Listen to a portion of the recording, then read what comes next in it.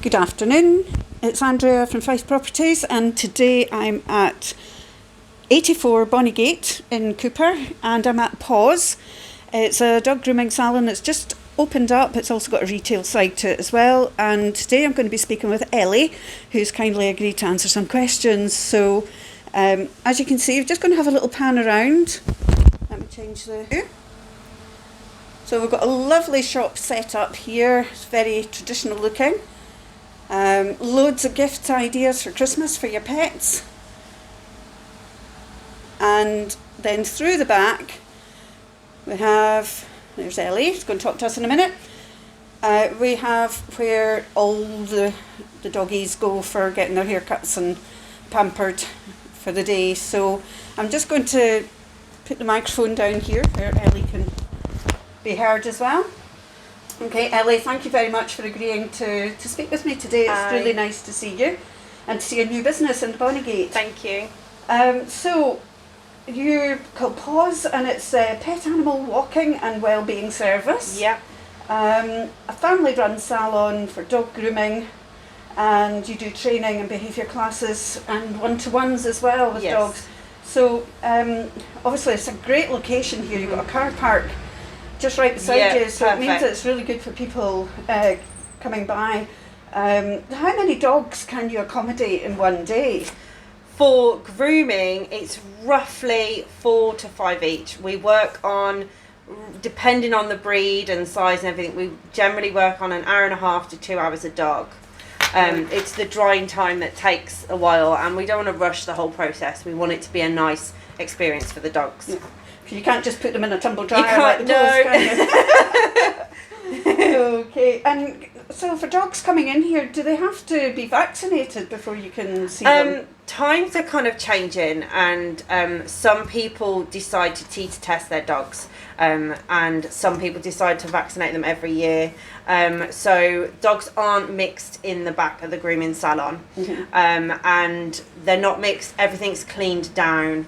And all we say is that as long as the puppy has had their first vaccinations, then that's fine. They're not mixed from different households, and especially during these times, everything is super cleaned between each dog. Bath, table, equipment, everything.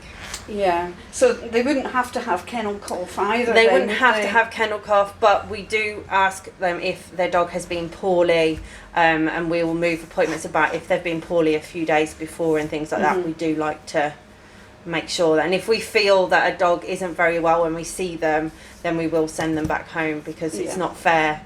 If you're feeling rubbish yourself, you don't want to be handled by somebody that you don't really know. It's not fair. So so roughly how long would I need to allow for booking my pet in to get done? What's the waiting time? At the moment we're looking at the second, third week of January. So I try and say that when you have an appointment with us, at the end of that appointment, rebook for your next one. Because we like to kind of keep everyone and all the appointments available, and we like to make sure that we've got spaces, but regulars every appointments all the time. Right, so you do group dog walking as well. Yes. So how do you assess whether a dog is suitable to be taken out as a part of a group? So my stepdad runs the dog walking side of it in our electric dog walking van. And he will go and see the dog and the owners, assess the dog first, and when he takes them out, first off we have a sign to fill out, so if they're allowed off the lead, if they're not allowed off the lead, and the groups of dogs that we walk with, we tailor them, so we kind of pick which groups they all walk in, so there's a nice group. If we know a certain dog doesn't like a fast, bouncy, loud walk, then we won't put that dog in with that group. And if there's lots of young dogs that want to play, we won't necessarily put an older one in, because they don't want to be bounced all over by youngsters. And also we won't have lots off the lead all at one time, and we won't have lots all on the lead at one time. It's quite a balance, and every day we try and mix it up, but make sure they're all settled nice. Very good. So how far an area do you cover for your dog training? For my dog training is I don't go over either bridge.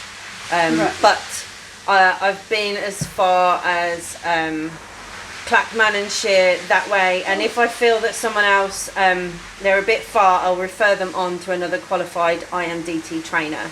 So we all work with each other. What's IMD?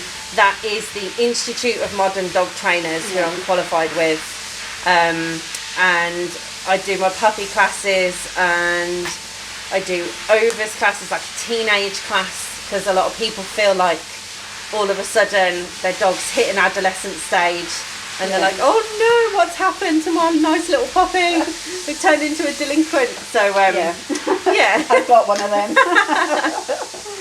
Okay, so in the one-to-one training, what sort of problems can you help owners deal with? So mainly I get recall problems, I get dog-to-dog aggression, or dog-to-dog fear, as I like to call it.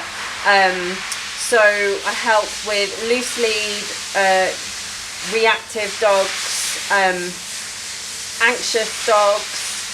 I can do, we do loose lead walking, so if there's a lot of pulling and things like that. And to be fair, a lot of behaviours all kind of intermingle with each other. So it's kind of a broad training, really. I try not to focus on just the one thing, because if you focus on that one thing, it actually starts to grow legs. So it's an overall behavioural thing. Anything that I feel I can't deal with, again, I will always refer on to another trainer who's more experienced if I feel like I can't deal with that behaviour. So a lot of people have actually bought puppies during lockdown. Did you see that there might be a rise in separation anxiety when those people start going back to work and not working from home? Yes, I see that. I also see people themselves are having separation anxiety before leaving their dog, because they don't know what to expect and things like that. But I have seen a lot of people preparing for it. So there is a lot of people that have been foreseeing that this is going to happen, and they've been putting work in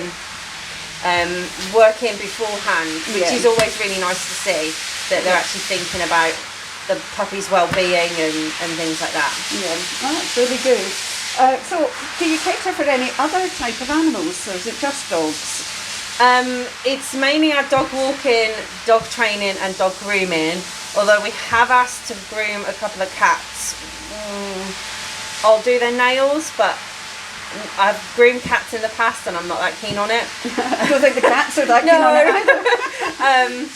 And we have a pet sheep called Rainbow, who has been known that I have put her in the dog bath at home to spruce her up and give her a bath, but not many unusual requests at the moment, but open to unusual requests. That's certainly for unusual animals. Talking about strange requests, has anybody asked for a particular type of cut for their dog and you felt a bit awkward? No, I do have to tell people though that when people say leave the body long but take the legs short, I'm not prepared to make their dog look like a sheep. No. So it is all balanced and things like that. It's just, we do have to kind of say to people, that might look a bit funny, why don't you think about this instead? But no kind of like lion manes or anything like that. No. And no colouring of tails, although I do have that stuff if anyone does want a coloured dog tail. That'd be really cool. You decorate them like Santa for Christmas. Okay, talking of Christmas, we've got a lot of what looks like parcels in here, just ready for dogs getting in their Christmas stockings. Do you want to tell us about some of them? Because you specialise in sort of not your general run-of-the-mill goodies for dogs, but more wholesome things. So everything in our shop is eco-friendly and sustainable and natural, and everything we like it to be a bit different, not your general not your average thing that you can find in the everyday shop. The Santa sacks are really good. They're filled with some lovely treats and a toy. And again, it's all recyclable, natural stuff inside. Everyone is loving the doggy pick-a-mix pick a mix stand, and the dogs themselves love it. Yeah, it'd be hard to keep them away from this bit. It is. It's brilliant seeing the dogs come in. Their eyes light up. They find it. They think it's awesome. Yeah. And I've seen a couple of the dogs pinch a couple of sausages every now and then. Yeah. So loads of little things that toys and the toys down here. You can put in your plastic bottles again when they've squished down. You can put new ones in. All right. And our dog beds are made out of recycled plastic bottles. Oh, really? Gosh. Yeah. That's very eco-friendly. Yes. Yeah. And we've got the UK's first insect-based dog food and dog treats. So it's the most suited protein to a dog's digestive system at the moment. Really? I'd never even heard of that before, so you learn something new every day. So, are you closing for Christmas and New Year, and when will you be reopening in the New Year? We will be closing for grooming on the 23rd of December, and we might open a couple of hours on Christmas Eve. And then grooming is starting back up on the 4th of January. And opening hours for the shop, we might open for a couple of hours between Christmas and New Year. But it's just for the demand. Okay, well, thank you very much for a very interesting conversation. Thank you. I wish you every success for your business here on Bonnygate. Thank you. And I can hear somebody very busy in the background there with the hairdryer, so somebody's going to get a lovely looking pooch back at the end of the day. Thank you very much. Thank you. Best luck for 2021. Thank you. Thank you.